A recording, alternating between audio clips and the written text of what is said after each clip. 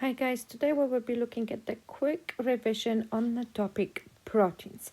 So proteins of course are polymers that obviously explains the fact that they are made of many repeats monomers joined together by condensation reaction, which is removal of water, and that process allows the formation of the peptide bond between the amino acids. So we are going to draw now a structure of the monomer. We will look at the structure of the amino acid.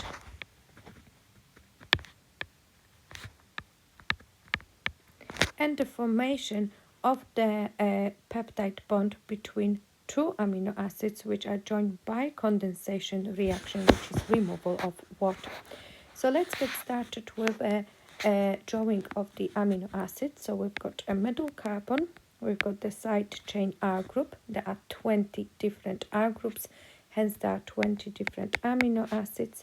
We've got the carboxyl group and the amine group. Okay, so just to summarize here, we say we've got a R group. There are 20 different R groups. It could be, for instance, hydrogen. Then we've got the carboxyl group.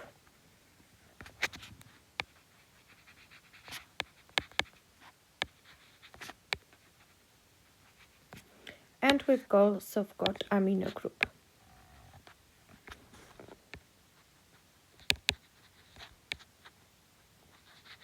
So this is a single amino acid, which is a monomer, and repeated monomers joined together through the condensation reaction with the formation of the peptide bond between them.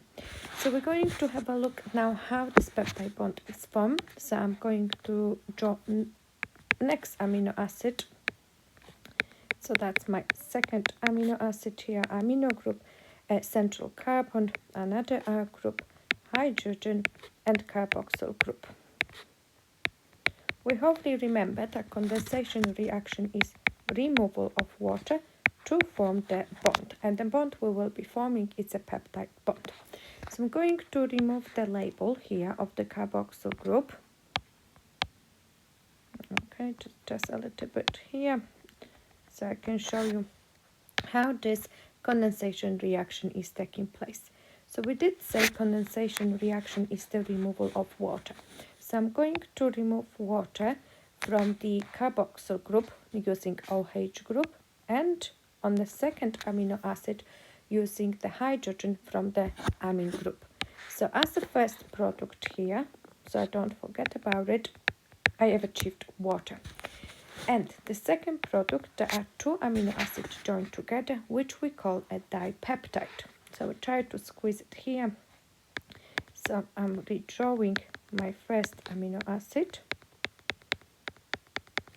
Remember, I've lost here OH group, so hence I've got just carbon and oxygen left, making a bond between the carbon and nitrogen. I've removed hydrogen previously, so I've got only one hydrogen on the amine group, central carbon, R group, hydrogen, and the carboxyl group. So my peptide bond is located clearly here between the carbon of the carboxyl group of the first amino acid and the nitrogen of the amino group of the second amino acid. Don't forget about the water as the product of formation of the dipeptide as well. So that's a dipeptide. Okay, many of those amino acids will join together forming a polypeptide. When we're looking at the structure of the proteins, there are 4 levels of the protein structure. So we will have here primary structure, secondary structure, tertiary structure, and finally quaternary structure. So we start looking into those structures now, starting with the primary.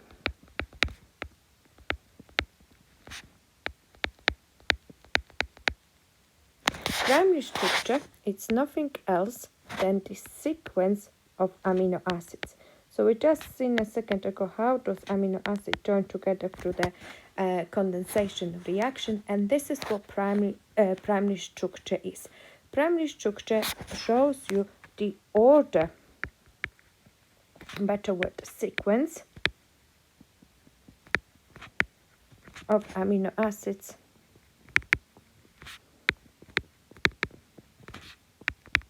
in the polypeptide chain.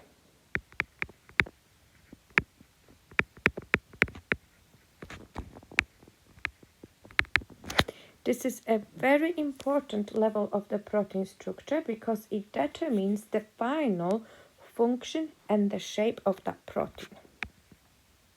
So the final shape and function.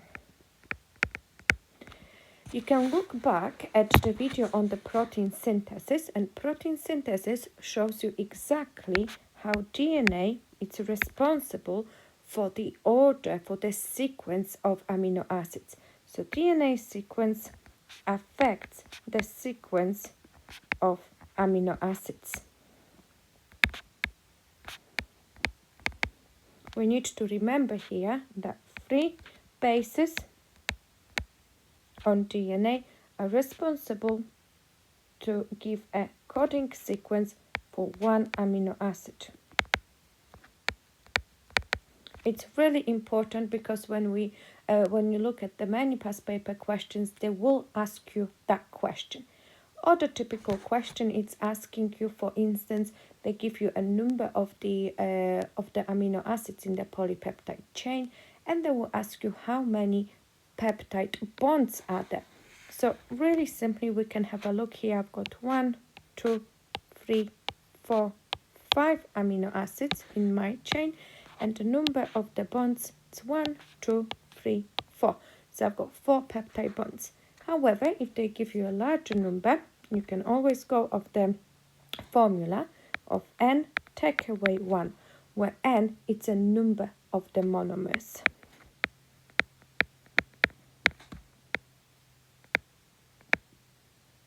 And that simple working out applies to all of the polymers.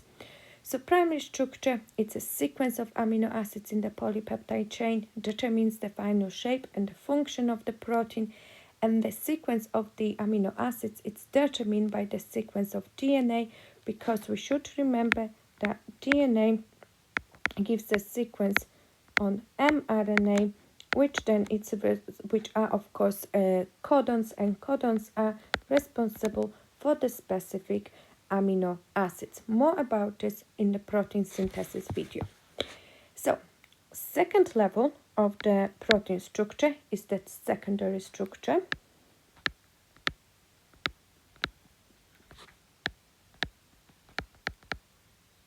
Secondary structure, it's the basic level of protein folding.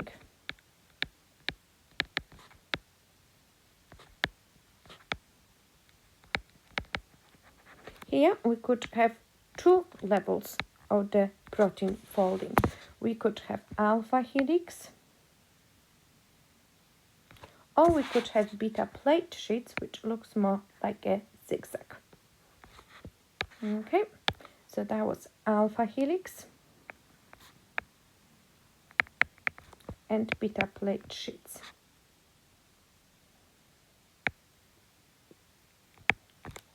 Obviously, this is nothing else than that primary structure that we discussed a second ago, but folded.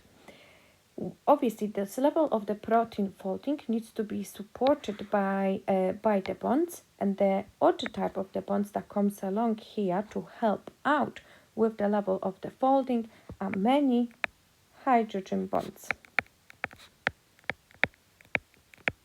So hydrogen bonds come along to hold the structure, to hold the folding together, and where we can locate those hydrogen bonds, we can find them between the hydrogen of the amino group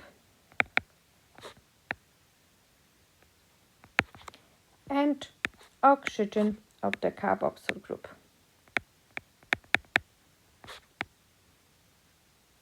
Okay, so to recap, this was our amino group. so between the hydrogen of the amino group and the oxygen of the carboxyl group.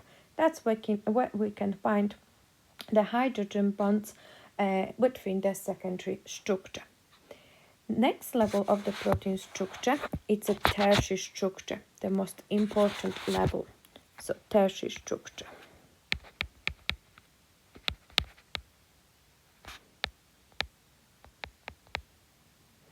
So tertiary structure, imagine it's the further more complex folding. So here our polypeptide chain will fold even further. So it's quite complex structure, and it's based on the twisted and folded alpha helix. So twisted, folded alpha helix. Obviously, as we can see, it's more complex structure, and this is described as a specific 3D tertiary structure. So obviously this 3D tertiary structure gives the protein a specific shape which obviously allows them to carry out specific functions. So they've got specific structure, specific shape. This specific shape obviously has to be supported by certain bonds. We still got peptide bonds between, of course, the amino acids, because we started with the primary structure. We also have hydrogen bonds which hold the structure together. However, we also got extra bonds coming along. We've got ionic bonds, and we've got fairly strong disulfide bonds.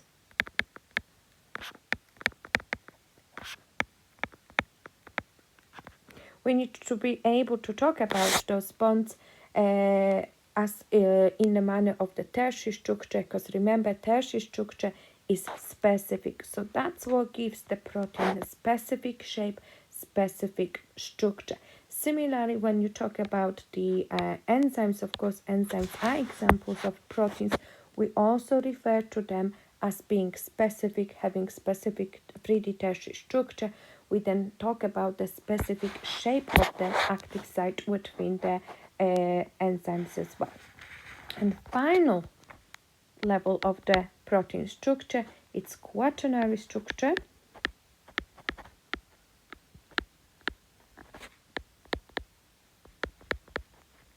And the definition of the quaternary structure, it's of course the protein where we will observe more than one polypeptide chain.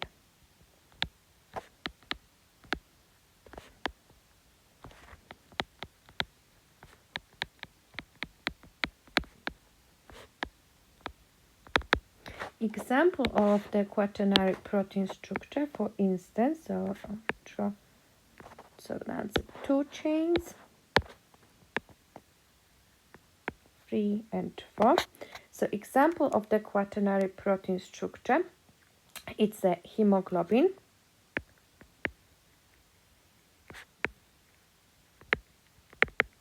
evidence that this is a quaternary protein, it's the fact that it has 4 polypeptide chains, 1, 2, 3, 4.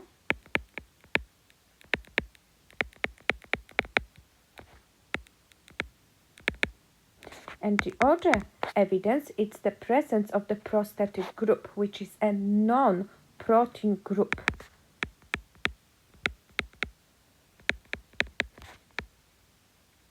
And that non-protein group is the heme group, which obviously allows oxygen to bind, so allows the efficient function of the hemoglobin.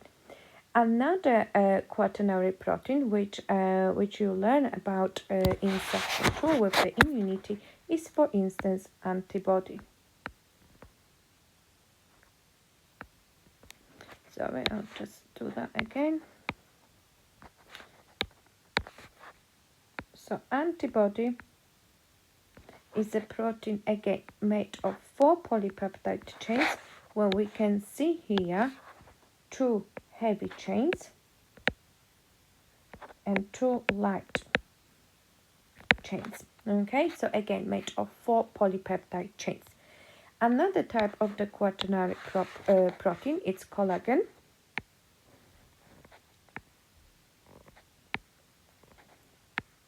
So this is a collagen. Of course, collagen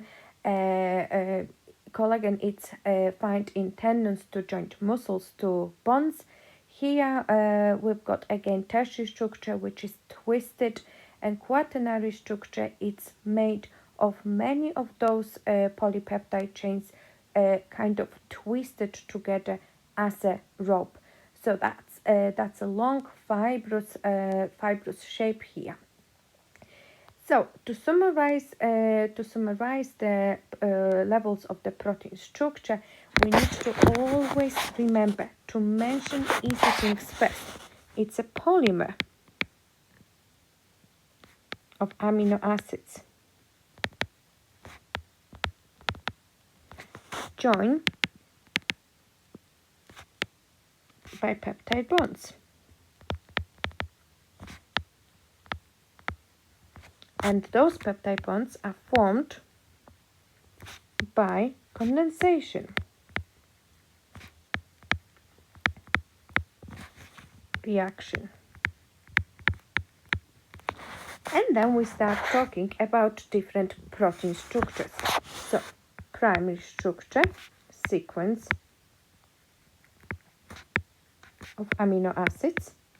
Secondary structure, we talk here about alpha helix and beta plate sheets with the presence of hydrogen bonds. Tertiary structure, remember to mention it has a specific 3D folding, okay, and the bonds. So the terminology of specific and the presence of hydrogen bonds, ionic bonds, and disulfide bonds. Need to mention all those bonds. And finally, to finish off your model answer, you will mention about quaternary structure, where there is 2 or more polypeptides chains. Finally, we will recap on the test. So imagine you wanted to now find out the presence of the proteins in the food sample. To do that test, you're going to use the Biret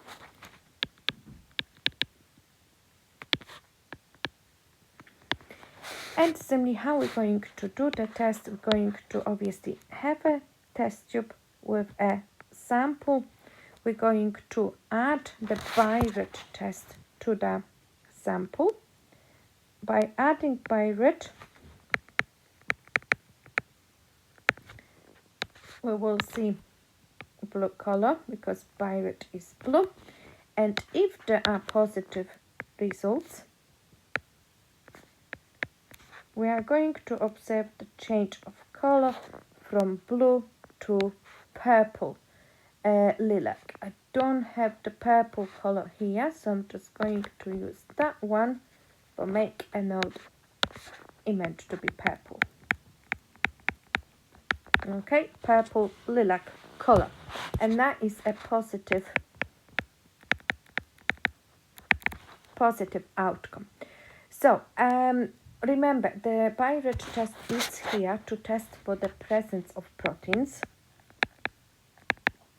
But also remember, don't get checked on the exam, also enzymes. So if they ask you, for instance, to obviously find out whether there are positive results for Biret test, for instance, for the amylase. Amylase is an enzyme. Obviously, yes, it will be a positive outcome because enzymes are proteins. So that's a quick content overview, including model answers for the proteins topic.